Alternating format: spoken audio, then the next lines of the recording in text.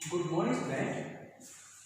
आज हम क्लास 10 की जो नेक्स्ट हमारी यूनिट चल रही है third pair of linear equation into variables की एक्सरसाइज 3.5 इसके बारे में पढ़ेंगे।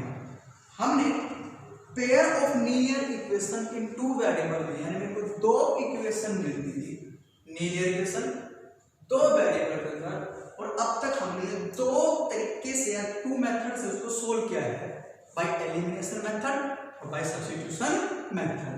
और मैंने स्टार्टिंग में बताया था ये यूनिट शुरू करने से पहले कि जो आपके पास लीनियर इक्वेशन मिले पेयर में दो वेरिएबल के अंदर, तो उसके वैल्यू फाइंड आउट करने के दो तीन तरीके होते हैं। एक सब्स्टिट्यूशन जो हम कर चुके, एक एलिमिनेशन जो भी हम कर चुके, और एक होता है क्रॉस मल्टीप्लिकेशन मेथड। क्या होता है क्रॉस मल्टीप्लिकेशन मेथड? अब क्रॉस मल्टीप्लिकेशन मेथड कैसे होता है आज हम उसके बारे में ही पढ़ेंगे। लेकिन क्रॉस मल्टीप्लिकेशन मेथड का क्वेश्चन या इनके इक्वेशन को सोल्व करते हैं या किसी दो वेरिएबल की वैल्यू फाइंड आउट करनी हो बाय क्रॉस मल्टीप्लिकेशन मेथड से, तो पहले चेक करेंगे कि इसके आंसर इससे निकलेंगे भी या नहीं निकलेंगे। एलिमिनेशन और सब्स्टिट्यूशन मेथड से मैं सीधी सोल्व कर लेता था, लेकिन क्रॉस मल्टीप्लिकेशन मेथड को सोल्व करने से पहले आपको आइडेंटिफाई करना पड़ेगा कि ये एग्जिट है या नहीं इस मेथड के लिए। अब वो एग्जिट है या नहीं, अब वो चेक कैसे करेंगे उसी के बारे में पहले हम पढ़ेंगे। यानी मेरे पास एक जर्नल फॉर्म होती है किसकी? लीनियर इक्वेशन की जो क्या हो टू वेरिएबल में हो, ठीक है। और वो क्या होती है ax plus by plus c equal to 0 and ax plus by plus c equal to 0। दो जनरल फॉर्म तो ये होती है लीनियर इक्वेशन हो टू वेरिएबल में, उसकी ये फॉर्म होती है जनरल फॉर्म, मतलब इक्वेशन आपको इस रूप में मिलेगी। और दो है पेयर के अंदर इक्वेशन, तो मैंने दो इक्वेशन ले ली, ठीक। अब ए बी सी फर्स्ट ले ली है, A B C second equation ले ली। फर्स्ट वाले को बोल दूंगा सारा मैं a1 b1 c, सेकंड उसको बोल देंगे a2 b2 और c, ठीक। अब वो कंडीशन क्या है जिससे हम पता लगाएं कि ये सॉल्यूशन होंगे या नहीं होंगे by substitution cross multiplication method. वो क्या है a1 अपॉन में a2 b1 अपॉन में b2 c1 अपॉन में c2। एक a1 अपॉन में a2 b1 अपॉन में b2 c1 अपॉन में c2। फिर दोबारा a1 अपॉन में a2 b1 अपॉन में b2 c1 अपॉन में c2। अब मैंने तीन चीजें लिख दी, यानी मैंने a1 b1 c1 b1 a2 इन सब का रिलेशन तीन बार लिख दिया, सेम तरीके से लिख दिया, सभी लिख दिया मैंने। a1 वाले पहले क्वेश्चन के सारे रियल नंबर ऊपर और दूसरे के सारे नीचे, और बीच में निशान लगा दिया मैंने इक्वल, ठीक है। अब देखिए, अब ये किसी कंडीशन में मिल गई, यानी मेरे को दो इक्वेशन मिल गई 2x plus 3y plus 4 equal to 0 और एक 3x प्लस का 5y प्लस का 6 इक्वल टू 0। क्या मिली 2x प्लस 3y प्लस का 4 इक्वेशन फर्स्ट और 3x प्लस का 5y प्लस का 6 इक्वल टू 0, या फर्स्ट हो गया second. a1 2 b1 3 c1 4 a2 3 b2 5 और c2 6। यानी इसके अकॉर्डिंग रिलेशन करता हूं मैं a1 अपॉन में a2 b1 अपॉन में b2 C1/C2 मैंने ये लिखा। क्या बना 2/3, 3/5, 4/6। 2/3 क्या 3/5 इक्वल है? Not equal.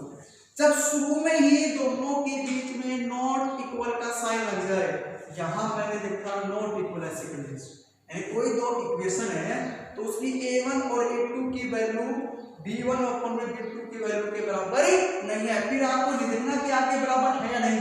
फिर आपको देखना स्टार्टिंग में ही देखा कि इन दोनों का रिलेशन नॉट इक्वल है, तो मेरे पास जो लाइंस है वो कैसी होगी? इंटरसेक्ट करेगी। इंटरसेक्ट करेगी, एक दूसरे को ऊपर क्या करेगी? इंटरसेक्ट करेगी। ठीक है, सॉल्यूशन होंगे इसके यूनिक सॉल्यूशन यानी वन सॉल्यूशन। यानी जब कोई भी पेयर के अंदर लीनियर इक्वेशन जो दो वेरिएबल में हो वो इस कंडीशन में मिले तो लाइन कैसे होगी? उसी तरह तो लाइन क्या करेगी? इंटरसेक्ट करेगी। सॉल्यूशन क्या होगा? यूनिक होगा, एक सॉल्यूशन नहीं आएगा इस कंडीशन में। ठीक, अगर लास्ट की दोनों इक्वल नहीं है, क्या लिखा मैंने? लास्ट की दोनों इक्वल नहीं है, शुरू की इक्वल नहीं है, तो लाइन कैसी? इंटरसेक्ट करेगी। भाई शुरू वाली इक्वल नहीं है दोनों, तो लाइन इंटरसेक्ट करेगी एक दूसरे को, कुछ ऐसे बनेगी लाइन ऐसे। ठीक, और सॉल्यूशन क्या होगा? ये यहां एक ही कट रही है तो एक ही सॉल्यूशन मिलेगा उसका। हो गया कंफर्म। अब जब लास्ट की इक्वल नहीं है, क्या नहीं है? लास्ट की, सपोज दैट आपके पास इक्वेशन आई 2x प्लस का 3y प्लस का 9 और यहां पर आ गई 4x प्लस का 6y प्लस का 8। यहाँ इक्वल टू 0, यहाँ इक्वल टू 0 फर्स्ट और सेकंड। तो हमने क्या 2/4, 3/6, 9/8। 2 1 जा 2, 2 2 जा 4, 3 1 जा 3, 3 2 जा 6 और 9 1 जा 9 और 8 1 जा 8 है। दोनों कैसे हैं? कटे एक दूसरे से। तो 1/2 नॉट इक्वल 9/8, यानी a1/a2 b1/b2 तो इक्वल है, लेकिन b1/b2 c1/c2 की क्या है? इक्वल नहीं है। यानी शुरू लास्ट की दो टर्म इक्वल नहीं है, शुरू की दो टर्म इक्वल नहीं है, तो इंटरसेक्ट वन सॉल्यूशन। लास्ट की दोनों इक्वल नहीं है तो लाइंस कैसी होगी? लाइंस होगी पैरेलल। कैसी होगी? पैरेलल। और सॉल्यूशन क्या होंगे? Not solution. उसके सॉल्यूशन नहीं होंगे क्योंकि लाइन कैसी आएगी मेरे पास? ऐसे जाए। जब वो एक दूसरे के साथ टच ही नहीं करेंगे तो उसके सॉल्यूशन क्या होंगे? कुछ नहीं होंगे। टच कर रही है एक बार तो एक सॉल्यूशन, टच नहीं कर रही पैरेलल लाइन में तो कैसे है?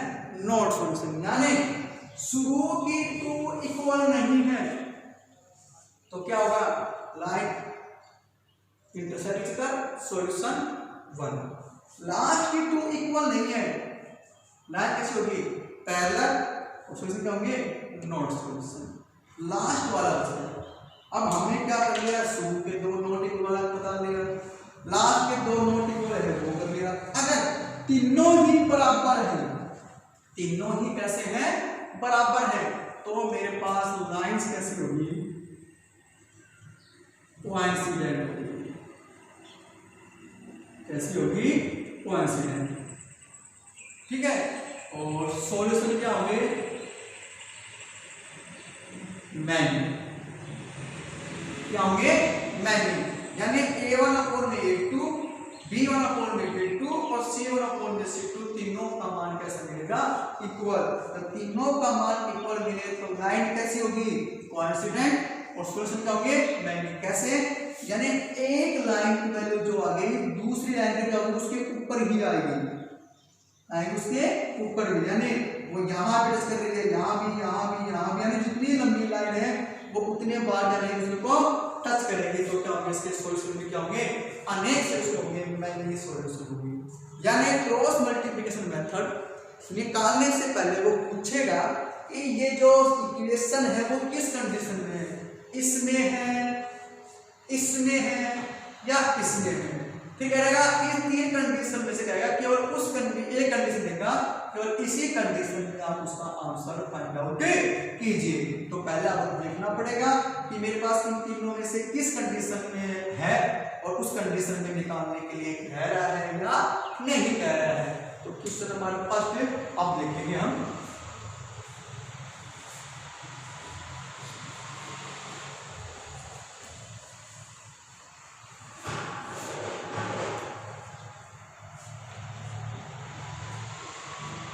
बात कर रहे हैं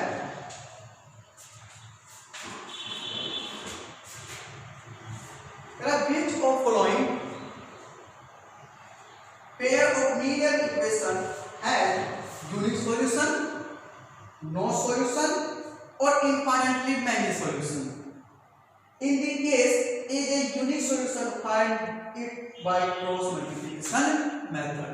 कह रहा है आपको पहले तो चेक करना है कि दी गई इक्वेशन के सॉल्यूशन क्या होंगे, यूनिक होंगे, मैनी होंगे या नॉट सॉल्यूशन होंगे। अगर यूनिक सॉल्यूशन है तो उसको बाय क्रॉस मल्टीप्लिकेशन मेथड से सोल्व करना है। तो क्वेश्चन नंबर फर्स्ट का पहला पार्ट मैंने देखा वो है x माइनस 3y माइनस का 3 इक्वल टू 0 और 3x माइनस 9y और माइनस का 2 इक्वल टू 0। पहले यहाँ पर आइडेंटिफाई a1 कितना है 1, b1 माइनस 3, c1 माइनस 3। ठीक है, इसमें क्या मिलेंगे मेरे को b2 के 2 वाले a2 कितना 3, b2 कितना माइनस 9 और c2 कितना हमारे पास माइनस का 2। यानी फर्स्ट ऑफ ऑल अब क्या करेंगे, इक्वेशन को फाइंड आउट करेंगे कि मेरे पास ये इक्वेशन जो है पेयर ऑफ लीनियर इक्वेशन वो किस कंडीशन में है, मैनी सॉल्यूशन वाली कंडीशन में है, नॉट सॉल्यूशन वाली में है या यूनिक सॉल्यूशन वाली में है। फिर उसमें से एक टर्म से आपको क्या करना है, उसको सोल्व करके उसका आंसर आपको फाइंड आउट करना है। फर्स्ट में कह रहा है कि यूनिक सॉल्यूशन दे तभी आपको उसके सोल्व करना है। मैं करूंगा a1 अपॉन में a2, b1 अपॉन में b2, c1 अपॉन में c2। कितना है a1 1 अपॉन में 3, b1 माइनस 3 अपॉन में माइनस 9 और ये माइनस 3 अपॉन में माइनस 2, माइनस 1 से माइनस 3 1 जा 3 3 जा 9, यानी 1 अपॉन में 3 इक्वल टू 1 अपॉन में 3 नॉट इक्वल 3 माइनस अपॉन में 3। शुरू की दो तो बराबर है लेकिन लास्ट की दो बराबर नहीं है। तो कहेगा give many solution, give many solution. कहते ना इस कंडीशन में लाइन कैसे होगी पैरेलल, तो सॉल्यूशन कितने देंगे मैनी सॉल्यूशन होंगे। तो not exact for cross multiplication method. उसने क्या कहा, यदि यूनिक सॉल्यूशन हो तभी उसको सोल्व करना, अदरवाइज सोल्व नहीं करना है। आपको तो क्या आ रहा है मैनी सॉल्यूशन है तो ये क्वेश्चन सोल्व नहीं होगा। अगला देखेंगे, जब कोई ना हो उसको यहीं तक करके उसको छोड़ देंगे। नेक्स्ट देखेंगे,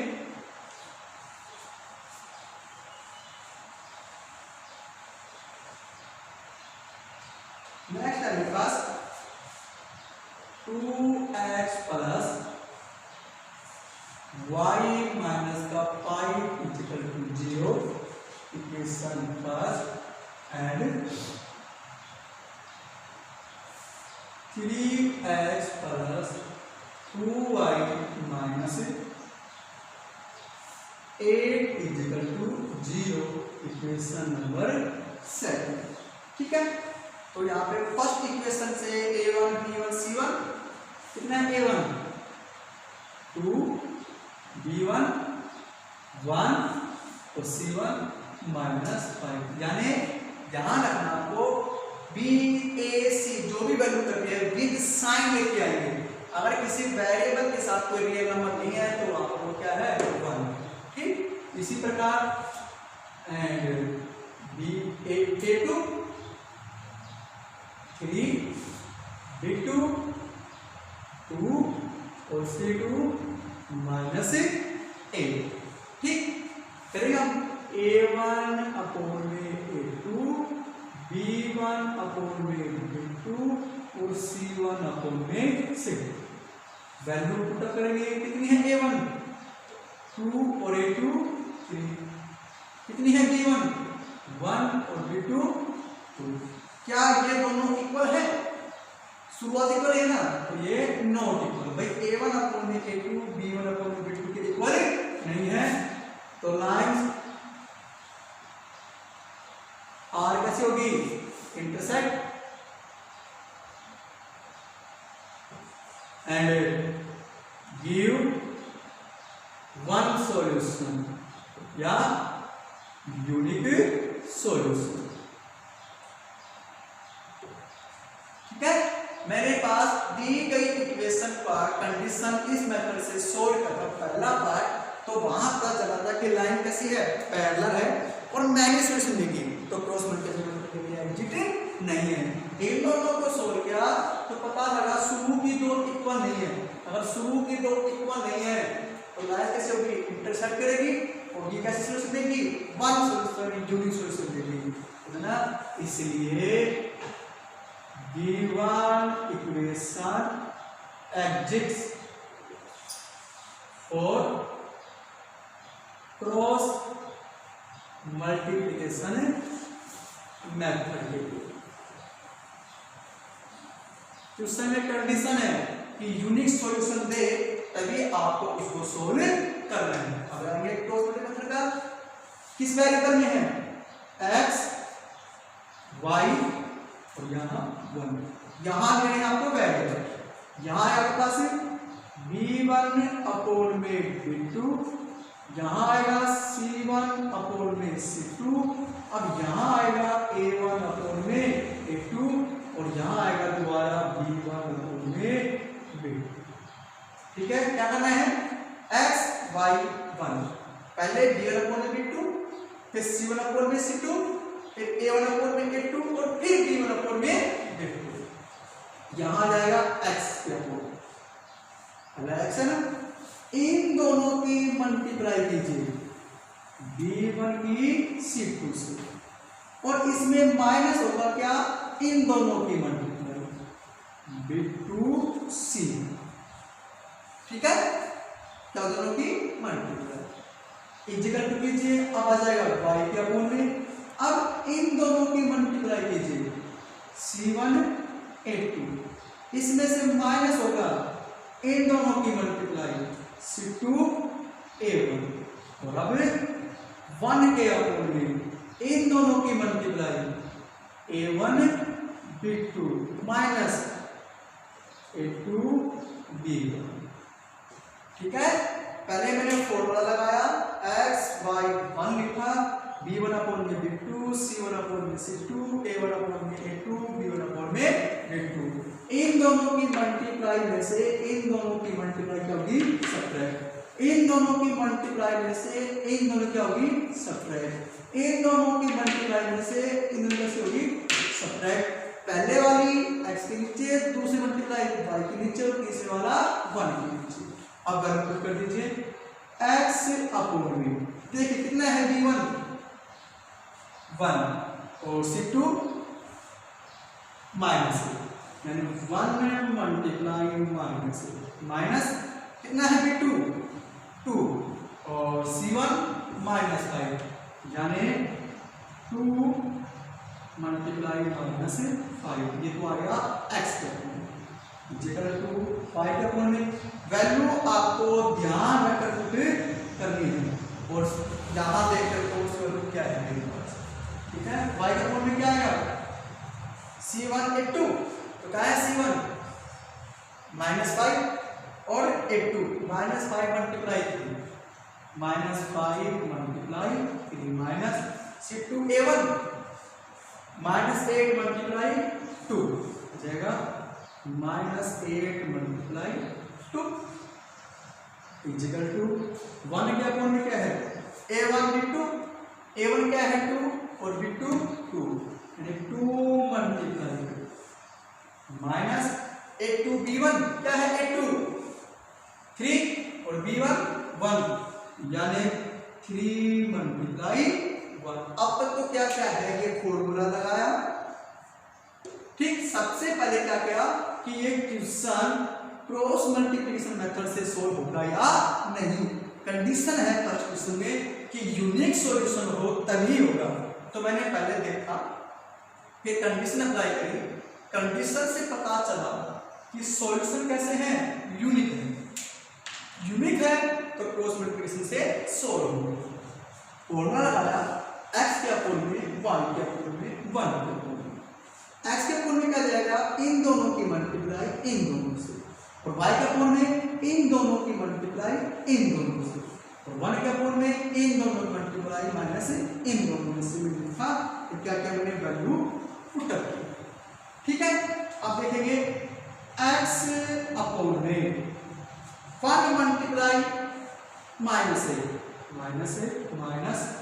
-2 मल्टीप्लाई -5 कितना हो गया प्लस का 10 इक्वल टू y के अपोन में -5 मल्टीप्लाई 3, क्या करें -5 मल्टीप्लाई 3 कितना आ गया -15, और माइनस माइनस क्या हो गया प्लस, यानी 8 मल्टीप्लाई 2 प्लस का 16 इक्वल टू 1 अपोन में 2 मल्टीप्लाई 2 4 -3 मल्टीप्लाई 1 3, ठीक है। सोल्व किया मैंने तो मेरे पास क्या आ गया x अपोन में -8 और प्लस का 10 कितना आ गया x अपोन में 2, y अपोन में 16 प्लस का 15 माइनस का, तो क्या आ गया प्लस का 1, और 1 अपोन में 4 में से गया 3, 4 में से 3, ठीक है। अब क्या करना इस वाले को एक बार इसके बराबर और फिर इस वाले को इसके बराबर, क्योंकि इन तीनों के बीच में क्या है इक्वल का साइन है, तो इन तीनों कैसे हैं बराबर है, यानी x अपोन में 2 इक्वल टू y अपोन में 1 अपोन में 1 एंड y अपोन में 1 इक्वल टू 1 अपोन में 1। क्रॉस मल्टीप्लिकेशन 2 का कर रहा है डिवाइड करेगा multiply x equal to 1 multiply 2 upon 1 कितना आ गया x इक्वल टू 2, इधर y इक्वल टू 1, ठीक है। दो वेरिएबल थे, एक था मेरे पास x 2 आ गया, एक y है 1 बाय क्रॉस मल्टीप्लिकेशन मेथड से सबसे पहले चेक करेंगे कि ये इसके लायक है, मतलब इसमें एग्जिट कर रही है या नहीं दी गई क्वेश्चन की कंडीशन के अनुसार। कंडीशन जो क्वेश्चन में कह रहा है एग्जिट के लिए वो कंडीशन अप्लाई हो रही है, तो ये एग्जिट है। सोल्व किया, सोल्व करने के बाद क्या करना ध्यान रखना इसको ऐसे करने, यानी ये वाले बार इसके बराबर और ये वाले बार इसके बराबर इसको